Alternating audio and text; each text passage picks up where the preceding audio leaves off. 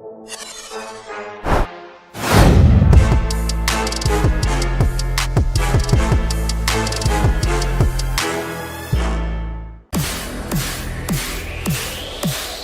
watching Oilers Nation Everyday with Tyler Yaremchuk. Your one-stop shop for all things Oilers.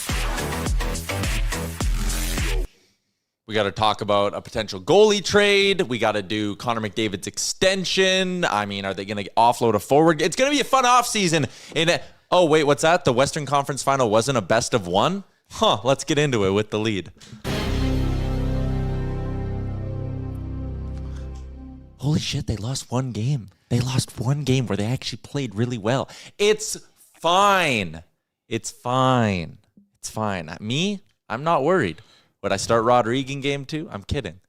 Welcome into Oilers Nation Every Day. We are live from the Sports Closet studio, from jerseys to hats to the legendary foam finger. You'll find it all and more at the Sports Closet. We're also a presentation of Bet365. Download the app. Use the code NATION, whatever the moment. It's never ordinary at Bet365. Liam, fine. I'm fine. Why are you even asking me if I'm fine? I'm fine. I'm starting to think you're not okay because you keep trying to say that you're fine. When you say whatever, it's fine. That's when you know. I'm fine. It is fine. They like making life difficult on themselves. If you're going to win in 5, you got to lose once. Like, exactly, in a way. Like, even if you believe the Oilers are going to win this series, 6 games, whatever, they're going to lose a couple. And guess what? If you were to tell me before the game, Tyler, script out a game 1 loss that doesn't have you concerned for the rest of the series, that game last night might actually be how I scripted out. If you put a gun to my head and said, tell me a way the Oilers are losing, dominate it 5-on-5, take a bunch of awful, inexcusable penalties, get caved on your penalty kill, and lose the game. And at least the first 40 minutes was fun. Yeah, that was good. I walked my dog in the second intermission, came back a little bit late for the third, and all of a sudden the game was tied. That was a bit of a roller coaster for myself. Lesson learned. But I'm not really that upset. I mean, I'm disappointed with the way it went. They really did let that game slip. Let's not get ahead of it. But it was a special teams thing. I think at 5-on-5 they killed him. Lance said we got caved in the face-offs. Okay. Did we? Face-off percentage is a flawed stat. Kind of is. I think as a team stat, it's team fine. Stat is fine. Yeah, that's fair. Individually, it is what weird. it is. But yeah, I think the Oilers. It reminded me similarly of Game 1, where against LA. Sorry, where I think I came in the show and I said something along the lines of I didn't really learn anything new about the Edmonton Oilers. No, I didn't either. Penalty kill sucks. Goalie's volatile. Good 5-on-5 team. All right. What else do you want to know? Color me shocked. Yeah, color me shocked. Okay, we are going to get to, we're going to have Jeff Marek join the show pretty quick here in a couple of minutes, but I want to get to a couple of your comments in the YouTube, brought to you by Odd Company Brewing and Nation Beer Everyday Lager, a crisp, clean lager crafted not just for game day, but for every day. Go to liquorconnect.com, look up Odd Company Nation Beer, and find a liquor store near you that carries it. Get geared up. Get stocked up for the weekend because there's a couple of playoff games happening on Friday and Sunday, including a Sunday matinee. But YouTube chat, listen, I think a lot of you guys, with the exception of Doug, who used to be Doug Waite, now he's Dougie something else. Dude, you're insufferable.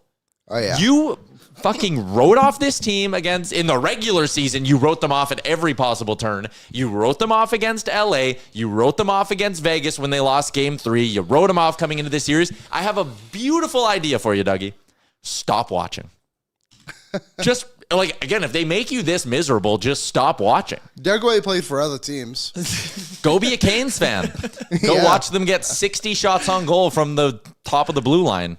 See how much fun that is. Dougie Wade was insufferable last night. Exhausting. Yeah, brutal. I had to put him in a timeout. Brutal. I had to give him the ban. Least valuable commenter award goes to him. Didn't think I had that in my didn't think I had that in my bag, did you, Dougie? Oh, boy. Amanda, are people actually freaking out that much? You wouldn't believe it. They are. I saw someone on Twitter go, even if they win the cup, you have to trade Stuart Skinner. Oh, it's like God. They're down 1-0 in the Western Conference Final. I think we'll be okay. We'll get through the goals, but I mean, you can't sit here and be like, I can't believe Stuart Skinner did this to us when the penalty kill goes 3. What was it? Power play was 3 for 4. It's that Eric Andre meme where Hannibal Buress, that's what I think. Or he shoots Hannibal Buress with a gun, as the Oilers taking 3 penalties in 6 minutes, and it's like, why would Stuart Skinner do this to us? I saw someone, It's ridiculous. you were on What Chaos today. What? Chaos? And someone in the chat was like, taking 4 penalties in a game isn't penalty trouble. It's like, no, you're right. That is a typical game, I would say. But taking 3 in 6 minutes, that's the problem the Oilers ran themselves Although into yesterday. some people would say 6 minutes is actually a really long time, Liam. No one would ever say that. All right. On that note, let's get to the Star Mechanical guest line. It's Edmonton's #1 plumbing and heating company. They've been in the Edmonton area for more than 20 years. They're one of their city's largest locally owned and operated businesses. Find out more at starmechanical.ca. The Sheet with Jeff Marek is every weekday at 1 p.m. Mountain Time on the Daily Face-Off YouTube. Jeff Marek is the host of The Sheet, and he joins us now. What kind of hoodie are you wearing? This is University of Guelph. Brand new gear from U of G, new logo, new everything. Yeah, I went there and I majored in allegedly English and philosophy, but really I kind of majored in killing brain cells and sleeping in and somehow managing to grab a BA out of all of it. But nonetheless, can I personalize something for you two? Because I loved your opening. Sure. But 2 things jumped out at me. I'm going to personalize one thing for Liam. Liam, I cannot tell you how many times I've said what you said about the Oilers to my children. I'm not upset at you. I'm just disappointed. I had that fatherly soap and warm water feeling as I heard you talk about the Oilers coming back from walking your dog in the 3rd period and saying to yourself, what is going on here? Walking into the room that's on fire. And then, Tyler, I got to tell you, I don't know what your fine per 60 is, but it was pretty high in that opening. And I got to tell you something else about my family. I mentioned my kids. You know what my wife means when she says she's fine? You know what all women mean when they say that they're fine? They're fine. They're not fine. They're not fine. They're not fine. Listen to Liam. The fine is the trouble word. Fine is the uh-oh. But I agree with Tyler. I shake it off. I look at that one and I say the Edmonton Oilers convincingly won 2 out of 3 periods. I know that's not how we judge hockey games. I'm well aware of that. We judge them by goals. But I look at that game and go, they dominated the Dallas Stars for 40 minutes. Like, dominated the Dallas Stars. Edmonton was doing whatever they wanted. Somewhere in the back of my mind, I can hear Kelly Rudy, my old colleague from Hockey Night, saying, Jeff, you should not have to apologize for having a good goaltender. And Jake Ottinger was that. But Edmonton dominated for 40 minutes. And then there was that 6-minute spell where they couldn't stop the Dallas power play. I don't know. I look at that one and go, you lost one on the road, but you take away a lot of positives. I got no problem with that one. Yeah, they were so good at 5-on-5, and I get what Matt Duchene said after the game when he was like, we're not going to play that bad again. But I thought the graphic Sportsnet flashed up before the game. I had a good chuckle at it when it was each team's plus minus period by period, and it's like Dallas is a minus team, at least before last night, in every period. Besides like overtime. I would look at Matt Duchene and be like, no, you might actually play that bad again because you've played that bad before in these playoffs. That was the first game where you really noticed and said, like, wow, Dallas's depth is really helping out here. Mm-hmm. Like one of the things that I was wondering going into this one, because, the story of the Edmonton Oilers has been, Stuart Skinner in those last 3 games against Vegas, but the big story has been like depth scoring and where they're getting contributions from. And was having a conversation with someone yesterday morning who brought up the point, and I threw it out as our sheet question of the day. What's more likely to happen? The Oilers' depth scoring cooling off, or the Dallas Stars' depth finally starting to heat up? And although it was only 1 game, that was really the first game where we said, look at what the Dallas Stars are doing down the lineup. And it's not just, the Finns up top with Hins and Granlund and Rantanen. Like, it was other players on that. It was Tyler Seguin snapping in a pair, and a really nice tip, too. Yeah. And it was, Matt Duchene finally finding the back of the net. But again, like, that was the first time that we saw Dallas's depth really do anything in these playoffs. I do think the Oilers' depth will show up a little bit more in this series too. Like I thought Kapanen and Podkolzin actually both played really strongly yesterday at 5-on-5. But obviously, I think it was announced today that Ekholm won't be coming back for Game 2, or at least reported. The penalty kill was obviously dreadful yesterday. Ty Emberson has been a good penalty killer for the Oilers. Would you consider at all going an 11-7 and maybe even taking out a Trent Frederick? Or, sorry, just to throw on that, or take out Troy Stetcher, because the Stars were going at Troy Stetcher yesterday. They were really having at him. I mean, I wouldn't, but the reason I would is to try to mess up Peter DeBoer when it comes to matchups.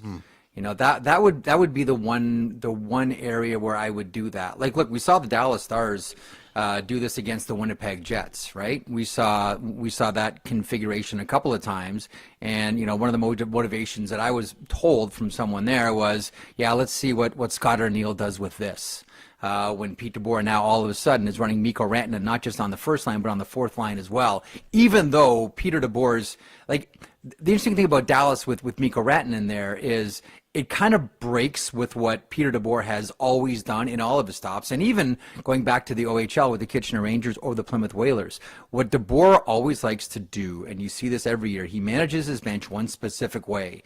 Nobody is in single digits for ice time, or I shouldn't say nobody. Seldom is anybody in single digits for ice time, and nobody gets into the 20s.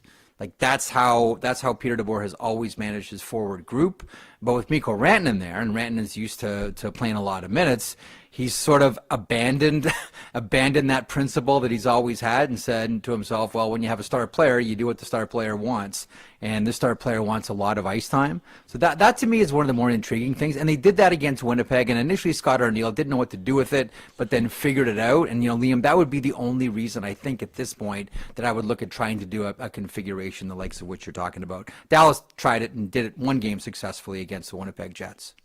Also, another wrinkle of that is, like, Connor McDavid and Leon Draisaitl both looked just exceptional last night through 40 minutes. So the idea that you look at a Dallas blue line that has one pairing that I think is very, very capable of shutting down 97 and 29, Harley and Heiskanen, they're beautiful. The other two pairings have warts. They have deficiencies in their game. If you get 97 and 29 just out there a little bit more against those bottom two pairings in Dallas, then, again, they have a chance to change the hockey game in one shift. You know, it's interesting, too. I'm with you on the second pair. You know what? I really think that really quietly here, Liam Bichelle, who was the object of ridicule here for Corey Perry at the end of the game yesterday, I mean, he's been a really nice revelation for them. Like, the emergence of Bichelle on that, again, third pairing, and him and Petrovic, I think, you know, leading up to last night's game where Lyubushkin goes in, I think really quietly were one of the better third pairs in the playoffs that nobody really talked about. The numbers were fantastic, but, you know, we all wondered about, you know, Dallas because we knew they were going to go get at least one big name forward. They ended up getting two, not just Rantanen, but Granlund. And also Jim Nill wanted to get a top four defenseman. They had talked to Calgary about Rasmus Anderson. I believe they had talked to Chicago as well about Seth Jones. Makes a lot of sense, Texas guy, etc. But the emergence of Bichelle when he got called up would have been December, I think, kind of scuttled that, and they just spent all their attention on forwards. I think Bichelle is good now and has the potential to be excellent here for the Dallas Stars. What did you make of Stuart Skinner yesterday? Receives a lot of hate. Sometimes I wonder what people really want from him. I think the fourth goal is the only one you look at being like, that could have been a bit better. Yeah, I know. When Stuart Skinner is bad, he's really bad. When Stuart Skinner is good, he's really good. I think that there was enough, like, put it this way, coming out of that series against Vegas where, what was the save percentage in those last three games? Like 944, like was just insane. A pair of shutouts to close it out. He was fantastic. He looked, you know, tremendous. I think that what Stuart Skinner gives you in a series, the way I put it is this, guys. He'll give a protein shake to both the haters and the lovers. He'll give enough for the haters to say, look, that's Stuart Skinner. And he'll give enough for people that like Stuart Skinner and want to defend him enough to say, no, that's the real Stuart Skinner. You know what I mean? Yep. Like, when he's on, you guys are right there. Like, I don't need to tell you this. Like, you guys are right there. When he's on, he's fantastic. He's really great. The problem is when he's off, he's really off. You know, it's the old Sam Kinison line. If you're going to miss heaven, don't miss it by 2 inches. When he misses heaven, he doesn't miss it by 2 inches. He really misses. That's the problem with Stuart Skinner. I think, and you can look back through a lot of the Oilers series, the path to winning a series with Stuart Skinner is you are going to win one game because of him, and you are going to have to win one game in spite of him as well. And last night might have been a night where you had to win one in spite of him. Maybe you're still going to have to win more here, but I do think at some point he'll steal them one, and I think best case scenario for the Oilers would be that comes either Friday or Game 5, because you're going to have to win on the road at some point. It's a road game. Like, again, like your fans all know this. It's a road game where they dominated for 40 minutes. Yep. I don't know. To me, I look at that one and go, it's a drag, but it's not the end of the world. Haven't lost at home. Didn't get blown out. As a matter of fact, you carried it for most of the game. Had a really bad 6.5 minute stretch. Like a really bad. Both taking the penalties and then not being able to defend. But leading up to that, they were doing whatever they wanted. You know, I was talking to someone in and around Dallas last night as we're watching the game, and we're like, did you count the steps that Bouchard was allowed to take getting to the net? Like, how does that happen? Like, all of a sudden, we're like going back and saying, are the Oilers on a power play here? Let's count the stars. No, there's 5. Like, there's 5 Dallas Stars out there, and he gets, like, 4 uncontested full strides to the net? How does that happen this deep in the playoffs with a team like the Dallas Stars? Like, they did whatever, and there's a great job by Draisaitl to draw essentially 3 players towards them. It's what he does. Listen, everything's fine for Edmonton. If I'm an Oilers fan, I'm not despondent about this at all. This should be an easy show for you guys, despite the fact that it's a loss. Like, yeah, they lost. They had a bad 6 minutes. Everything's fine. It's okay. Oh, I use that word again. Fine. Everything's okay. Well, I need everything to be okay, Jeff, because I've talked a lot of smack about the Dallas Stars. you've been not kind to these Dallas Stars, Liam. There's some Dallas Stars fans who have definitely been bookmarking some clips of ours. Yeah, that happened. That's part of the joy of all of it. Trust me, I had plenty of people bookmarking when I'm saying on the sheet and on social media as well. Don't worry, that's all part of the fun at this time of the year. Look, Edmonton, like, honestly, you saw Connor McDavid early blow by everybody, just turnstile the whole Dallas Stars team. And we've seen Leon Draisaitl. I mean, I always think back at one of the most heroic performances I've ever seen, you know, when he was playing on essentially one leg, you know, the world's greatest stationary hockey player, and he's still the best player on the ice on either side. I don't worry one bit. I don't, you know, and I kind of, you guys caught that look between Draisaitl and McDavid on the bench yesterday. And, like, if only you could be in both those players' brains at that one time. You can interpret that as you like, but I wonder if that's those two guys saying, I know everyone wants to interpret it as like, oh, here we go again, but I look at it more like, all right, let's just get this done. And when Connor McDavid and Leon Draisaitl put a team on their back, forget it. Like, forget it. Good luck. Doesn't it just, like, you just try to mitigate the damage? Totally. Last one, since we only got a couple minutes left here. Our old friend Jay Woodcroft, he's still on the coaching market. There's only 3 spots left. Is it a real possibility you think Jay Woodcroft gets passed over for another coaching cycle here? I think it's always a possibility. I mean, there's a lot of great names that are out there. Yeah. I still do think that Boston would be in play. And let's not forget, coaches also do get, you know, fired throughout, you know, during the season. I would imagine that Woodcroft is still in the mix here. I do think that, you know, Mitch Love of Washington is going to get one of these positions. I would imagine if I was a gambling man, I would say probably Seattle makes the most sense there. Pittsburgh is interesting, and now Kyle Dubas has put a deadline on his search. He's going to have one by June 1st behind the bench. And I think we're all wondering about Boston here. And I do wonder about Marco Sturm there. I wonder about Leach as well. But I do think that Woodcroft is still very much in the mix here, and he's not shut out at this point. Beautiful. Jeff, as always, appreciate your time. What's coming up on the sheet today? I know you had our boy Bobby Stauffer yesterday. Yeah, Staff was awesome. He gave us a quick 15. He had to make his way to the rink. I love Staff because any conversation. I used to always play this game where I pretend that I'm Phil Esposito, and you ask me any question, and somehow I relate it to 1972 and the Summit Series. The one thing that I love about Bob Stauffer is the longer we talk, eventually the conversation goes right back to the Alberta Golden Bears. Yep. Like, it doesn't matter where we began, it ends up with the G Bears. Colby Cohen's on the show today, and then Aaron Ambrose from from the PWHL's Montreal Victoire, who had, by the way, the best clear-out day scrum interview scenario that I've maybe ever seen an athlete have. I really encourage you to search that one out. I threw it up on my social media. That is the way that all players, male, female, animal, vegetable, whatever, should handle scrums. Masterclass. So Aaron Ambrose, Colby Cohen on the show. Perfect. Jeff, you are the man. Thank you for doing this. Thanks, boys. Talk soon. There you go. Jeff Marek on the Star Mechanical guest line. He is also brought to you by our friends over at Tourism Jasper. There's still time. Your best summer memories, they're not behind you. They're ahead of you. They're waiting for you in Jasper. Head to jasper.travel/summer to find out more. It's open, it's vibrant, it's ready to welcome you back for more unforgettable memories. Shout out to Tourism Jasper. Liam, just on the heels of that Stauffer comment, there are there are very little guarantees in life. Okay. One One of them is if the Golden Bears lose on a Friday night, as I do play-by-play for them, my phone rings at 9 a.m. the next morning, and Bob wants to talk about it. He's on the road with the Oilers. He's got no one else to talk Golden Bears with him.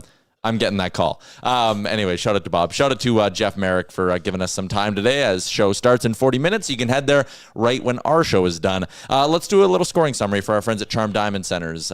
Proudly Canadian owned and operated. They've been that way for more than 50 years. They have 85 locations across the country, and not only are they your home if you need to get a custom ring, not built, but delivered as well in under 4 weeks, but you can also apply for the Charm Diamond Flexity card and get approved for no interest financing on your purchase in minutes. Liam, the scoring summary last night. The game, I feel like we haven't talked enough about that. The game started very, very, very well for the Edmonton Oilers. They were all over them. Yep. They were dominating them possession-wise in the offensive zone. Connor McDavid and Leon Draisaitl were making it look like they had a power play, and that's exactly what happened when the Oilers went up 1-0. Also on this goal, as we watched Draisaitl work his magic at the blue line, that takes wonderful patience and guts. Connor's spinning and zipping around. 90 seconds before this, Stuart Skinner made an unbelievable save to keep it 0-0. So that's one for the hole. He never makes big saves because if Stu doesn't stop that, this one doesn't happen. Look at that look on Leon's face. He knows they were rolling.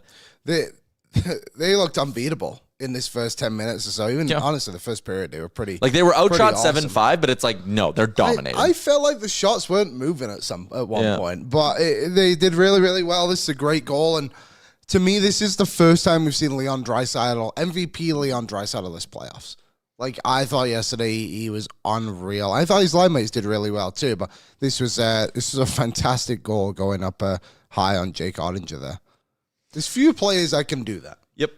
Also, I wonder if we talked about some of the areas to work on Jake Ottinger. Leon scores and Connor's breakaway near miss. Both in that same spot, right? They're trying to chip it under the blocker. They maybe had a little bit of a book there. They saw my scouting report. Yeah, good job. They watched the show. Leon Draisaitl at the blue line, excellent on that goal. Leon Draisaitl to the blue line for the next one. Not excellent. Not good, Leon. But also, I have a bit of a problem. This is the dangers of this Klingberg-Wallman pairing. As much as I like them and they are good, why they're cheating for offense here. That's what that is. Klingberg, if you see Draisaitl going to take that risk, I get that you don't want to lose your positioning, but if you're Wallman, then you got to read that. Stay there if you're Wallman, like right there. There was no need for Wallman to creep into a spot where he was covered.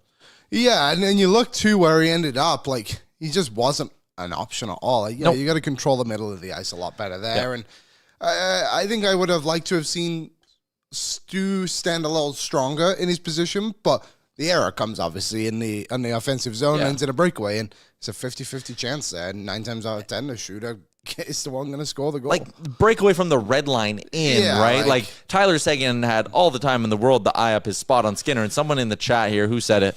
Todd Peterson, body language of McDavid on the bench with the Seguin breakaway goal, said it. The head shake of, yep, that's a problem. A save there, Skinner settled. Come on, man. And Joel, I don't think it's that Stu never makes the big save. It's just sometimes the team needs a big save to calm things down, like goal 4 last night. No, the thing is, you want him to make every single big save, and he's not going to. You can't pick and choose when you want. No, it doesn't work like that. They don't have Andrei Vasilevsky in net. Don't put Andrei Vasilevsky expectations on him. Anyways, 1-1 going into the second period, and the Oilers just turn on the Jets on the power play. First road power play goal of the playoffs for the Edmonton Oilers. I thought this was it. Yeah, I thought this was the turning point. Ryan Nugent-Hopkins finds the back of the net. McDavid and Draisaitl pick up the assists, each of their second points. The zone entry was a little unique with what we've seen from the Oilers in the past. And what did it do? It caused chaos. We talked about that yesterday. They need to be more unpredictable. Stop trying to do the same thing over and over and over again on the power play. And even something as simple as throwing, like this wasn't even a curveball. This was a changeup. But you threw him a changeup on your zone entry, and McDavid darts into the corner, and it's like, boom, Dallas didn't know how to handle it. So that was beautiful. Nuge gets the goal. It's 2-1. Minute 40 later, Evan Bouchard. Liam, that's one for the squad parlay. Yeah, we're riding high. We're riding high. You're sending texts. Greta's rocking. Shots are poured. Evan Bouchard, with all the time in the world, says, like, he was going to one-time that. Then he was like, oh, no one's going to come close to me? Sure. And then he fires it over the glove hand of Jake Ottinger. Again, let's watch this goal. This is the weakest goal of the game that any goalie gave up, I think. Yeah. Like, all the credit to Evan Bouchard from an Oilers perspective. I don't think Stars fans are sitting here being like clean shot. Clean shot, clean beat. Like, where does it even get? It goes in off the post and in, but it wasn't top corner. No. Do you know, right after this, they hit the post. Yeah. That would have been the game. That would have been the game. Hyman hit the post. No. Hyman hit the bar in the first. Nurse hit the post. Yes. Right after this. It's a game of inches, hockey. Yep. And the Oilers beat Ottinger 5 times by hitting 2 posts before Dallas got a second goal in the game. And obviously, hit the post as much as you want. They don't count as goals or shots. But they were a bit unfortunate not to find themselves up more, I think. Yeah. All right. Oilers are up 3-1. I joked to someone at Greta. They go, I might feel better if they were down 3-1. Oilers are a comeback team, third period team. Also, maybe on me, I did cash out my money line bet because it was so close to the full payout. I was like, easy money, bing, bing. Turned to BM when the Oilers took the penalty with a minute to go or whatever in the period. I said, that's actually an okay time to take a penalty because it's very easy to kill off the first minute. Then fresh ice power plays are never that good of it or that big of an advantage, right? Yeah, no. Like, I don't even want to fucking watch this shit. I'll do it. Sure. I'm going to watch full count. We don't have to. Okay, you break down this goal. I'm watching full count to Addison Barger with 2 on in the fourth. I'll break down this one. Guys are moving around a lot. All of a sudden, everyone just goes in a straight line, and there's 5 players in the eyes of Stuart Skinner, including Mason Marchment, who could have probably been moved away, I think, by Nurse. I believe it was Marchment, whoever it was. Like, I thought Nurse could have done a better job of clearing the lane in front of the goal there. Overall, Dallas allowed the chaos to kind of benefit them a bit, and look at that. I mean, Skinner, sure, maybe could have looked the other way, but either way, like, that's a tough save to try and make. I think a good power play goal by Dallas. Yeah, Oil and Goal, great follow on Twitter. I think it was him who had in his breakdowns, which again, very, very good breakdowns. He had something along the lines of like, this would be a system thing. Like the goalie would be told when they do their film, when they do their practices, like you take the outside edge and anything on the middle of the ice, you trust it's going to get blocked. So Stu maybe should have read his screen a little bit better, but I think Janmark going to where he was is what threw him off. Again, it's a shot through a million bodies. You'd like your goalie to maybe be in better positioning there. I'm not going to kill Stuart Skinner for that one. The Granlund goal 3-3, it was a rocket of a shot. We can skip past that. Also screened again. My biggest problem there is Corey Perry, you can't go cross-check a guy in the face. You're up by a fucking goal and your power play, your penalty kill just gave up a goal. Don't cross-check a guy in the face. And you can be like, it wasn't that high. It wasn't that hard. Don't cross-check a guy in the face. I think he was a bit unlucky. Just don't cross-check a guy in the face. I mean, sure, but he also just goes to the front of the net. He doesn't even raise his stick. Sam Steele's just kind of low. I mean, it's a penalty, but like, it's not like he went in there and just like cross-checked the guy right across the nose. He was a bit unlucky. Far away from your own goal. It's a bad penalty to take. I thought the Kane one was way worse. The Kane one was worse. Like, if you look back at it in the moment, I thought, okay, like, he's trying to make a defensive play, but then you lock and it's like, Matt Duchene would have had to do a lot to make that a good play because he was on his backhand. Yep. And then obviously they score. Yeah. Okay, Duchene goal. Do we want to do we want to do the penalty first? Because it was a penalty. Oh, yeah, okay. The one screenshot going around Twitter, but like, he hit him in the face. And for even for the people saying he embellished it, that's where I'll put my hand up on like the whole, I don't know if you've ever, like, never mind play the sport at a high level. Like, I don't know if you've ever played the sport. When a stick hits you in the face, your instinct, no matter what, is to be like, holy shit, something just hit me in the face. Like, it's like anything, isn't it?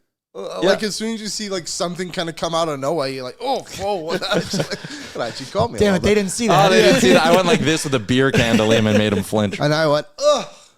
It was nuts. And Aaron put his arm up. It's a mess. Anyways, this was a penalty. Bad penalty to take.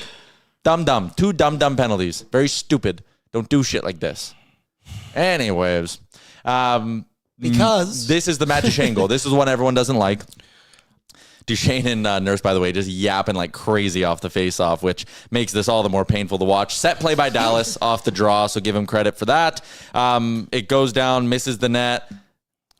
Yeah, Stu's got to be set a little bit better. I don't know what he was complaining about. I think he's just frustrated at this point, in all honesty. He's got him. That's the Quentin Byfield goal from the LA series, right? Like, it's stoppable in a weird way, or in like a not like, oh, he let in a weak goal. It's like, no, his positioning there was just so bad. It's extremely chaotic. Stu's got to be there, though. He was making those saves against Vegas. He just didn't look as calm in this third period. He got rattled, I think, is maybe a fair thing to say. Because, again, against Vegas, he just stayed within his means, floated post to post, made these stops. I would like him to have that. Absolutely. I think the team lost its composure. Totally. In this moment. I think after the Granlund goal, it was you could feel the sway go more in Dallas's way. And I mean, just look at just watch every individual player at certain moments. Like Troy Stetcher gets That's what I was going to point out. Doobie last night says you should, because Stetch falls over, you'll watch it here. He's on the right side of the net. He's down. That Matt Duchene has so much time to grab this puck. And if Stetcher's on if Stetcher doesn't eat it, it's a non-event. Yeah, and I think Doobie said as well, right? I think he thought the puck went in or out or something had happened. It's like, obviously you need to play to the whistle, of course. Like, and someone put like Doobie quit on the play. I don't know if Skinner quit on the play. I don't think he quit on the play. I think he lost sight of things and the game got away from him a little bit. But yeah, the penalty kill struggled yesterday. I think too, and I feel like we're picking on Troy Stetcher quite a bit today, and it's not meant to be. I don't think it was his best game. He did get turned to inside out by Jamie Benn in the first period, which was not a good look. But like, maybe just throw Brett Kulak out on that penalty kill with Nurse or like his unit or something like that. Like, I don't know. Troy Stetcher coming in, getting asked to play a lot of penalty kill after Kulak's already been in the box twice as well. Like, I would just go to more reliable killers in that moment. But Dallas did a good job of just making quick plays. 9:54 mark, Edmonton gets their makeup call to an extent, right? The game management one of like, you got to get... It was a hook. I didn't think it was an egregious hook, but Bichelle goes to the box. Edmonton gets a power play halfway through the period, and you're thinking, make up for it, right? If one side of your special teams is going to be dog water, then the other side's got to giddy up and pick them up, right? Totally. They don't do that. They actually have a relatively non-eventful power play, I think. So that was disappointing. That's when the game, in a way, felt like it ended. It was like, okay, you didn't score on that power play. Going to have a hell of a time. And then by the time Sagan scores the goal, which we thought was the Sam Steele goal, and even this one, like... High stick? Very close to a high stick. You definitely saw the Oilers looking at it. But it wasn't a high stick, and the puck gets deflected behind... Yeah, it is. I mean, like the puck's behind Skinner going wide and it gets deflected in. Yeah, he scores behind the net. It's kind of a crazy goal by Sagan, to be honest. He played well last night for them at 5-on-5, easily their best 5-on-5 player. Yep. Stars definitely found something yesterday with some of their younger players, deeper down the lineup players. But like, I don't know. I thought that second line of Duchene, Robertson, and Wyatt Johnston, the Oilers destroyed that trio. Absolutely buried them. I'm not that worried about it again. I think the Oilers will come out game 2 tomorrow, and they'll play really well. You said Johnston, Duchene, and Robertson? Wasn't that the trio? I thought they got absolutely buried yesterday. That line at 5-on-5 got outscored 2-0, and the shots were 5-on Oilers. I didn't notice Robo at all. I forgot he was playing. He had one shot attempt in the first period where I was like, ooh, and then after that, I didn't notice him. I don't want to talk nicely about the Stars, but Sam Steele had a great game. He did. I thought Mason Marchment played a role yesterday as well. But the rest of them, I don't know, like, I thought Duchene was fairly quiet in the game as well. That top line's good. Like, don't get me wrong, but like, now this is going to sound weird. I'm curious what you think. A depth goal to me isn't something that comes on the power play. No. Like, Matt Duchene scored a goal yesterday. I thought Sagan was their best player overall. Yeah, Sagan was very played good. Really, really well. But like, I don't know. There's a lot of conversation today about how the depth of the Stars showed up. And it definitely showed up more than the Oilers, but I think one guy in Tyler Seguin showed up. We got a comment here in the YouTube chat from Bunkin who said the first second goal, I felt Klingberg could have gave a better effort to stop the breakaway. What I would say is that it happened so fast. And also, I do think there's a sense when you're an Oilers blue liner, and you see it in the way Wallman played it. When Connor and Leon have a puck, you take a risk. Because you don't think they're going to turn it over, right? And here, like, again, I think it's Klingberg being like, oh, yeah, of course Draisaitl's not going to cough up a loose puck that's going away from him. He makes that play. And Wallman's thinking, yeah, this is going to end up either on my stick or Klingberg's stick, and we're going to keep possession. Like, again, it happened so fast. I'm really not going to kill anyone for that goal, even Leon. Like, they're feeling themselves. Like, again, you maybe want a safer play, but, like, in that moment, it happens fast. Live by the sword, die by the sword. Yeah, a little bit. I think whoever put the comment in there of McDavid's reaction, I think if you go to any player in that moment, they're going to look at that. And also, too, wasn't that back-to-back icing? Say it had that group out there. Yeah. Like, it was a really bad missed opportunity by the Oilers, and it ended up in their own net. It was very disappointing. Yep. Don't blame Stu. The breakaways are hard to save. Yeah, he gets a pass. Yeah.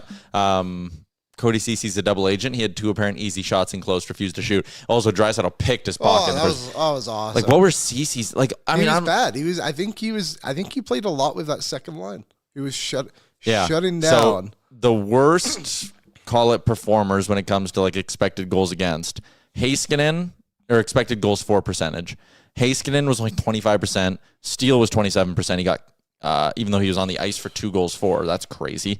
Shot attempts were 17-8 for the Oilers with Sam Steele on the ice. Granlund, Hintz, then Cece. Those were the 5 worst expected goals for Dallas at 5-on-5. Again, all right, maybe Sam Steele wasn't so good.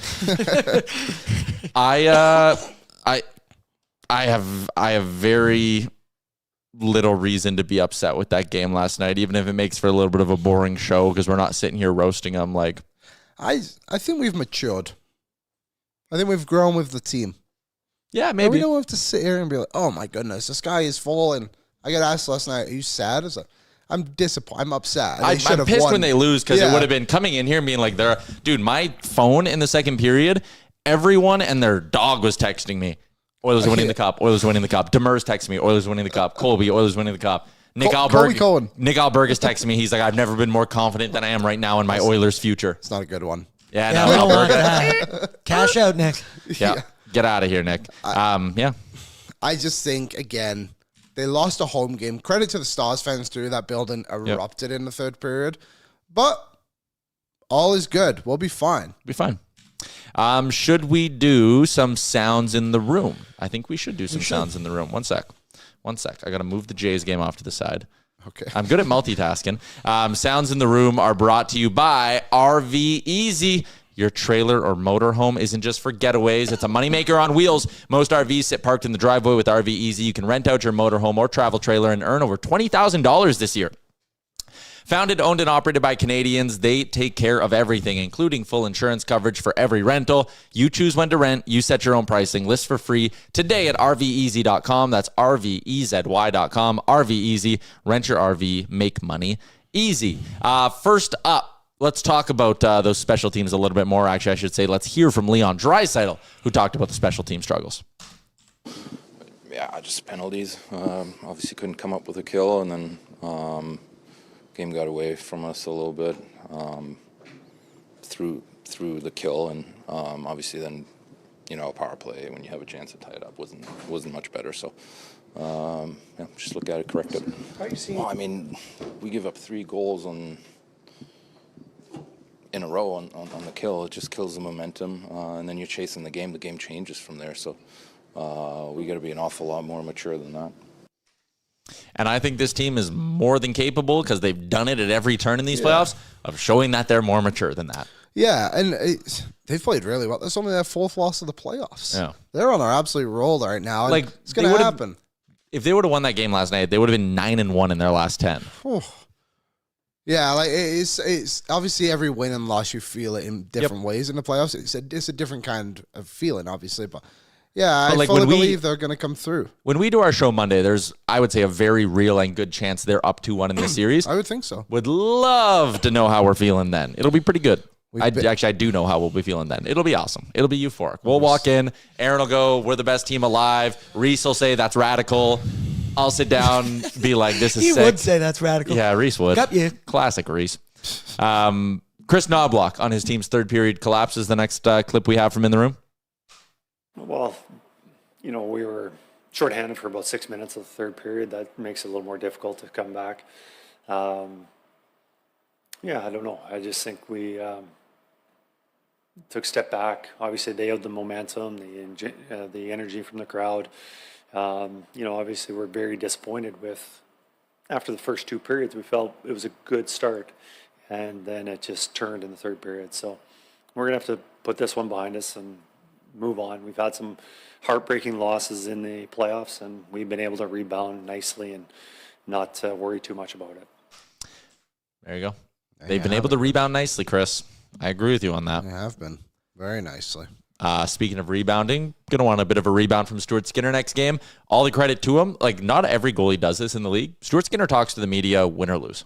Yeah, I think it shows how mentally strong he is. To be honest, crazy as that is, yeah. I think so. Have you noticed recently, and maybe it's just because they're focusing on him more, that maybe I just didn't pay attention, he's doing a weird eye thing. You seen that? Any of you guys seen that? What do you mean a weird eye thing? Like, he's like, you can see him like visibly trying to dial himself back in, like looking around the ice a little bit more. Take a look, people. Next time you're watching a game tomorrow, if you can see through his mask. Look at his eyes. Question for Dubes. Yeah, good question for Dubes. All right, let's hear what Stuart Skinner had to say after the game. Obviously, we let down our guard for 5-6 minutes. Got in some penalty trouble. They were coming out hot. Momentum kind of shifted for them in that moment, and obviously bit us. It's something for us to learn from, myself included, obviously, and get better from it. How much tougher? I mean, you just can't be doing that, especially playoff time, especially against a team like this. They know how to score goals, obviously.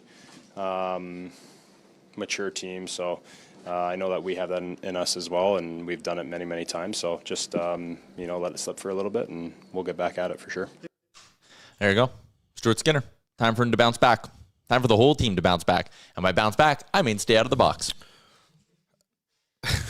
I mean, like it's a pretty simple solution. If you take 2 penalties, and just leave out the 2 stupid ones, you win that hockey game yesterday. It's pretty simple. It's even staying out of the box. Obviously, you're right. I think it's just figure it like situationally as well. Like realize where you're at. You know what I mean? Someone asks, do you know Pickard's availability? He's not with the team in Dallas. So if he's not traveling, he's not close. If he was close, he'd be down there skating with him. If he's not traveling, I would think they're worried about like him going up in the sky and something like getting worse. You know what I mean? Plane like crash. Pressure. Oh, yeah. Yeah. No, not worried about that? Not what I meant. Oh. I was going to say that's kind of weird. Now, we're not medical doctors, but Dubes asked me, we were talking about the Pickard injury, and he said 2 weeks, that seems like your basic sprained MCL happens to a goaltender. Who knows? But that's what Dubes said. Oh. Okay. I sprained my MCL once. Yeah? I was out for months. and you're not a goalie. No, I am not. But that thing is a pain in the ass. You think it's good, and then all of a sudden you run a little bit, and it's like, oh, well, there it is again. Man, What's it feel like? Just feels like a irritating pain. You got a couple other CLs in there. You should be fine. Yeah, you got your ACL, LCL, PCL, meniscus. Pulled that one through a little bit. That's a tough one. No knee injuries for you? No. Pulled my groin once. That's about as bad as I've had it. Like Matthias. Putting him down. Who are we putting down? Yeah, what are we? Yes. Chat, you're making up some weird stuff right now. Everyone's fine, guys. Yeah, it's all good. Also, we just talking about picks. I know we mentioned it, but for anyone who's late. Yeah. No, I don't believe you. I do. You're a liar, Chris. Okay. Hey, if you ever joined the show, Chris, only one of us called you a liar. It was me, and I'll say it to your face. Sup, you liar. Okay, let's get into our one big take for the day, or my one big take for the day. It is brought to you by Budweiser, raising a toast to Edmonton's legendary homegrown spirit with the limited edition Edmonton can. It's brewed locally and designed as a tribute to the community and everything that we embody as the city of champions. It may be our former slogan, but the spirit is alive and well in Edmonton, which is why they teamed up with Mark Messier to create the City of Champions can. And it's beautiful. Also cold. Kind of cold. Has it been cold in here overnight? Anyways. That's not good for Alex Plant. Oh, he's struggling. I wonder why. Thirsty. Give him some Budweiser. Refreshing. Yummy. He says that's about as good as an ice cold Bud. My one big take. Why do we have such a short memory with Stuart Skinner? Because we hate him, don't you know? I guess. But I saw a tweet yesterday that was... Who was it? I don't remember. It was a random. It just came up on my For You page on X.com. Someone tweeted yesterday, again, they're down 1-0 in the Western Conference Final. Someone tweeted, no matter what happens these playoffs, you trade Stuart Skinner July 1st. Why?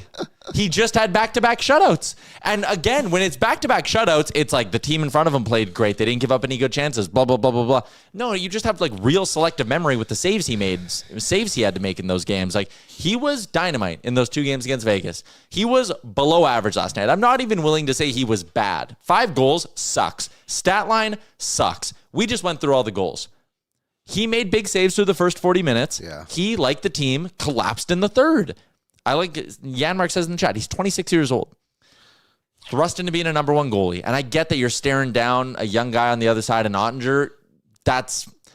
I don't know. I think people are pretending that Ottinger also was unreal. That Bouchard goal, if it goes in on Skinner, we kill him. Kill him. Yeah, like I don't know. I think the Oilers are more than capable of beating Ottinger, much like they did last season when Skinner was also in the other net. Like, And playing better than him. yeah, like Otter had an 889 last night. Yeah, and he made some saves. Yeah. He did, but I don't know. I think they went both ways. I think both goalies were fairly irrelevant to the outcome of that game. I agree with that. Penalty kill had to be better. Yeah, penalty kill had to be better, and the Stars' penalty kill was unreal. Power play, sorry. Penalty kill was bad. First penalty kill was bad. I had one big... here's my one big take. Probably don't want to play Evander Kane, Henrique, and Brown together next game. Ooh, so you want to split them up a little thought they bit. were pretty bad yesterday. I think Connor Brown is clearly... He obviously was a game-time decision. I think it was Gregerson. He blocked a shot or something the other day. So that kind of held him back a little bit. I would consider, to be honest,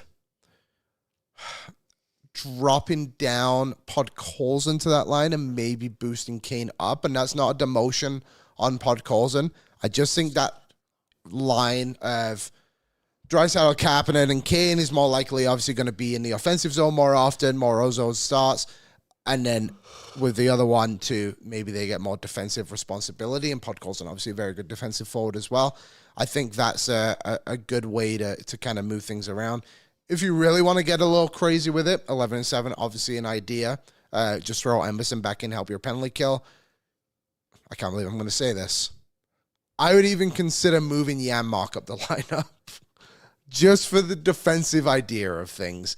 Having Frederick as your center, that way I would drop down probably Brown just for the idea of if he's not 100%, you can still play him there. Maybe you spot Stein. If he's not 100%, just play Arvidsson. I agree with that as well. I would do that. If you come to tomorrow and it's like he's not available, then... That line got caved. Shots were 8-2. Shot attempts were 13-5. They can't be back together. No. But I would be very, very hesitant about breaking up the Kapanen, Podkolzin, and Draisaitl line because they were so good. Can you just flash that back up, Aaron? Sorry. I just think that line's working right now. Don't mess with what's working, and the top 6 is good. The blend I would maybe do is if Brown's not 100%, I have Arvidsson in for him. If Brown's not 100% in, I'm swapping Frederick for Arvidsson, and I'm maybe doing something like... Oh, yeah. Frederick had a great chance. Oh, and he whiffed. And it's just like, man, you can't whiff on that look. Oh, you got to get a shot off. Yeah. I can live with you also missing the net in a way, but like not getting a shot away is tough. Yeah. Would you go back to, and I'm going to say it now because I've already started, but I actually don't believe it. Maybe you do put Dry and McDavid together and have the Kane, Hyman, and Nuge line. They played well. Oh, McDavid, Hyman, and Nuge, though, just dominated at 5-on-5, too. I would put Pods on that line, though, instead of Perry. I remember earlier in the year, I think they played together. Yeah. Maybe just one or Everyone two played games. together at some point. Yeah, that is true. I thought that was good. Podkolzin's been unreal. Like, even on that Perry penalty, Podcasten was killing. He's been working so hard. Like he is. Someone label. He is a fourth line player, but my goodness, is he elevated? Mm-hmm. I love him. I don't know what to do necessarily, but I think taking Brown out is probably a good idea. If he's not healthy. And again, you don't want to overreact to one game, but I'm totally fine for some amount of a change here. So yeah. Will Evander Kane stop pulling up in Rolls Royces now that they've lost and he didn't score? God, no. No? No. Is that what he did? That was he showed up and won every game. Yeah. Really? How have you, Liam? Where have you been? American Muscle. Great line. These slow-mo videos. He's getting out of the vehicle. I've seen it. I've seen it the other day. I just didn't see last night. He showed up in a Rolls Royce again. Okay. Short Ford giant question. What if he showed up in a Ford? Ford Maverick. Maybe we give him that Ford Maverick, or we give him that sweet. What kind of car was that one Jay liked yesterday? F-150. I don't know. Focus? No, it was the little muscle. I know. I can't remember what it was. Mustang. Yeah, it was a Mustang. Also, was that car beige colored? Was that the word you were looking for? It was white. Oh yeah, in the cream the one behind us. Cream? No, it was like an olive. Okay. It wasn't cream. Olive's a stretch. Can you pull up the color olive for me, please, Aaron? When you you know what we're gonna fucking do? We're gonna go to Short Ford's website. Okay. I'll just pull up the video from us yesterday at the show. No. We're going to see what they call the color. Okay. Not cream. Okay. That was not olive. That third one there. It was very close. Liam. No way. That one, Aaron. Yeah. None of these are also all olive is very. BAB 86C. Yeah, a friend from Canva. Here you go. I got the Ford Maverick model. Okay. Where do I see the colors? I saw it yesterday. Oh, ready? Oh, what's it called? Oh, this is Redemption. Desert Sand. It's not cream. That's closer to cream than olive. Can you pull up Desert Sand for me, please? You don't have to. I have it right here for you. It didn't look like that in the Oh, show. my God. It didn't. Tyler Mulick, former Ford employee, I believe. Desert Sand. That's cream colored. That's not what it was, though. This is you have to admit Desert Sand. Desert Sand. I can live with that. If you had said Desert Sand to me yesterday, I would have believed you. Desert Sand and cream are not the same. It's so close on the color spectrum. Someone said, would you put in Jeff Skinner? Nope. Next. Didn't DJ ask you that this morning? Yeah, he did.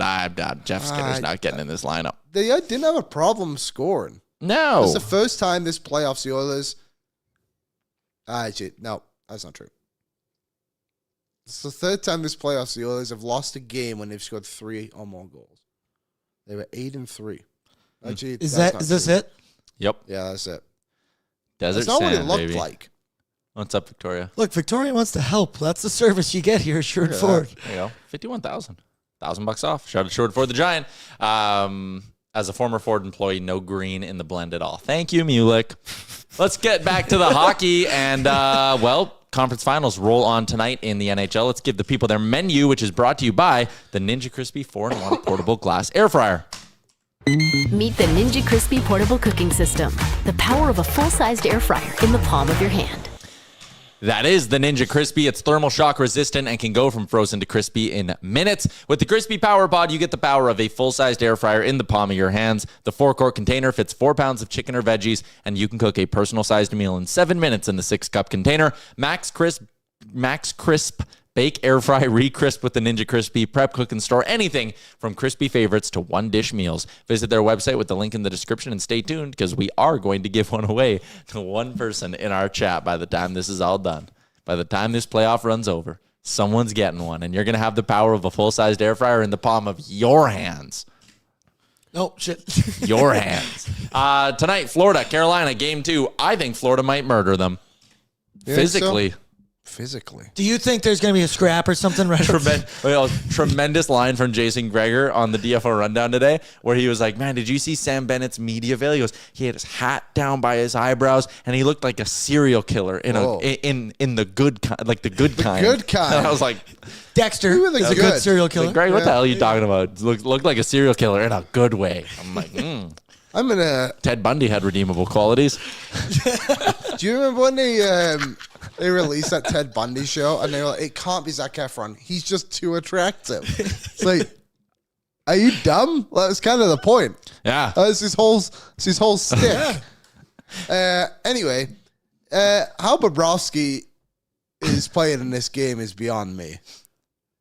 He Concussion? was clearly. Yeah. Like, At one point, he put his mask on backwards, like the eye.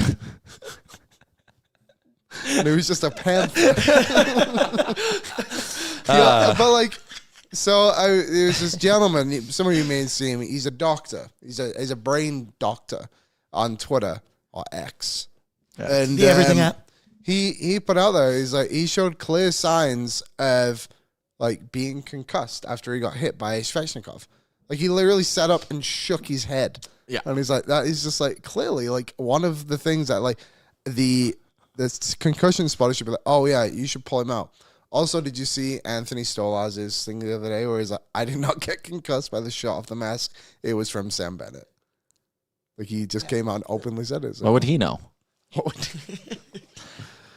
Yeah, I think Florida wins tonight. Do you think there will be some fireworks to start the game or anything because of that Gostisbehere shot? Yeah, I don't well, really think so in the playoffs. I think it's too I important. mean, we kind of, like, at the buzzer of that game, they went after Gostisbehere, and it was the fourth line of the Panthers on the ice, and, like, Maurice obviously puts the fourth line out when he's up by a shitload of goals to go be like, whoop, Shane Gostisbehere's out there, go. But we also did kind of gloss over Corey Perry and Lean Bichelle at the end of the game. Bichelle. Perry, did you see him mocking him? Oh, Turtle Boy. And it's very funny watching the replay because he definitely did turtle. But the Oilers wanted to get their licks in at the end of that hockey game. I don't blame them. I'm not going to lie. I turned it off because they scored an empty net, and I was like, I'm over it. So I saw that this morning. What happened? Someone like charged a nurse. Was there something before that I missed? There was a hard hit at the buzzer kind of thing, or an attempted hit at the buzzer that some guys didn't like. That's very funny from Corey Perry. But now you got to back it up. Very similar to, we were having a conversation about Zach Hyman where we were like, man, Hyman's hitting everything.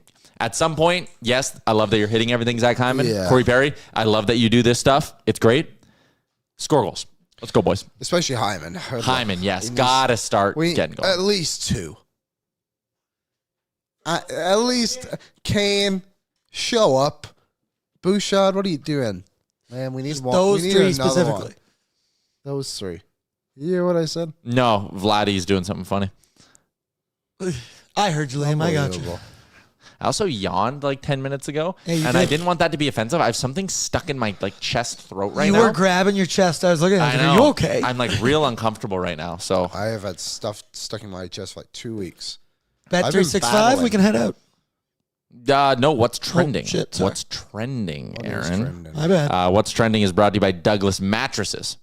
Douglas Mattress is a locally owned Edmonton company. It started right here in the city, which is why their first physical store is here in Edmonton, in Manchester Square. But if you're anywhere from coast to coast, you can get a Douglas mattress, and in Canada, you can get it shipped free to you. Great value, starts at $599. People always ask me, it's like one of the most common questions I get about the show. It's like, hey, do you actually sleep on a Douglas? And I'm like, yeah, no, that's not like a bit or like it's real life. I have a Douglas at my house. I sleep on it every night. I sleep good every night. You can try it. They have an industry-leading 365-night trial to make sure you love it. Douglas.ca/nation. All right, what's trending? Jeff Blashill got hired in Chicago. Former Red Wings coach. He's going to be behind the bench for the Hawks. They did a very funny thing to announce it. They did their mascot standing on the roof of their arena, blowing red smoke like they were the Pope. That was trending. Apparently, is he a good coach? We're about to find out. If you're bad in one stop, you can be like the Yzerplan stunk, all this stuff, whatever. If you're bad in a second stop now, not great. Also, one thing that was brought to my attention the other day is Macklin Celebrini and Sidney Crosby had all this fun at the World Championships. Mr. Crosby.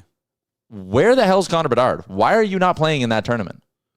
Didn't he say he had an injury? He was battling an injury. Okay. Well, I think he came out and said that. I would have liked to see him there. The Pittsburgh Pirates might trade Paul Skeens. What? That's objectively hilarious. Well, did that kid ever give the card and like what no, he kept the card and auctioned it off. And made a couple mil, I think. Good call. But yeah, apparently the Pirates are internally already like, oh shit, we're gonna have to pay this guy a lot of money in 3 years. That is insane. Maybe we just get ahead of it, and that'd be like if in year 2 of the Oilers or of McDavid, the Oilers were like, oh, this guy's going to be expensive right away. Don't want to pay that contract. Why are they It's even hilarious. a team? Why are you even owning a pro sports team? I agree with you. The other thing I had was on the coaching front. I thought Pierre LeBrun had some names, and he mentioned Woodcroft. Oh, yeah, here we go. The Bruins have talked to a lot of people. Marco Sturm, Jay Woodcroft, Mitch Love, Luke Richardson, Joe Sacco, and Jay Leach. So Mitch Love, he was on Calgary, right? Yep. He was with and now he followed, or he went with Carberry to Washington. Gotcha. Okay. Oh, Locomotive won the KHL championship. Oh, yeah, that's that one fella who plays for the Oilers prospect. Yes, Maxim Berjokin, but 38-year-old Alex Radulov. Oh, yeah. He won MVP, and there's a video of him on the bench just going absolutely bananas. This dude has won so many things in his career. It's crazy. He's had a good hockey career. He's had an unbelievable hockey career. Like, he basically just packed up in the middle of being a very good top-line player in the NHL and was like, well, I'm going home for a bit. Went home, came back, played in the NHL for like another 4 or 5 years, and he had 2 70-point seasons with the Dallas Stars when he came back. He was a great player. And then he won playoff MVP with Locomotive. If you're wondering about Berjokin, we're going to have to get that right at some point. Today's not the day. When he signs.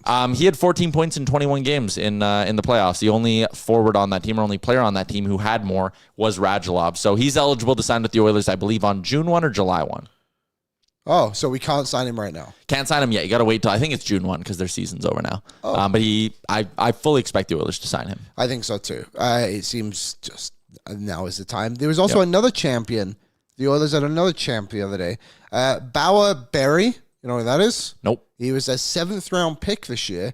He plays for the Muskegon Lumberjacks in the USHL, and they just won the USHL. Johnny Lazarus was on the call for that game. I saw that. Also, what's trending? Go vote for Arjun Atwal for the Willie O'Ree Award. Yes, go vote. Can we put the link back in? Yeah. We are making sure this happens. Yeah, we need to get him across the line. Yeah, got to vote for Arjun to win the Willie O'Ree Award. Shout out to Arjun Atwal, friend of the show. Something else. I'm also going to say, I looked it up. Connor Bedard is not hurt. No? He just chose to rest. And maybe that's what I saw. I think I'm starting to hate him. Yeah. He played in every game of the campaign, I don't have but decided to rest. I don't have a lot of hate in my heart, but I might hate him. What did Connor McDavid do?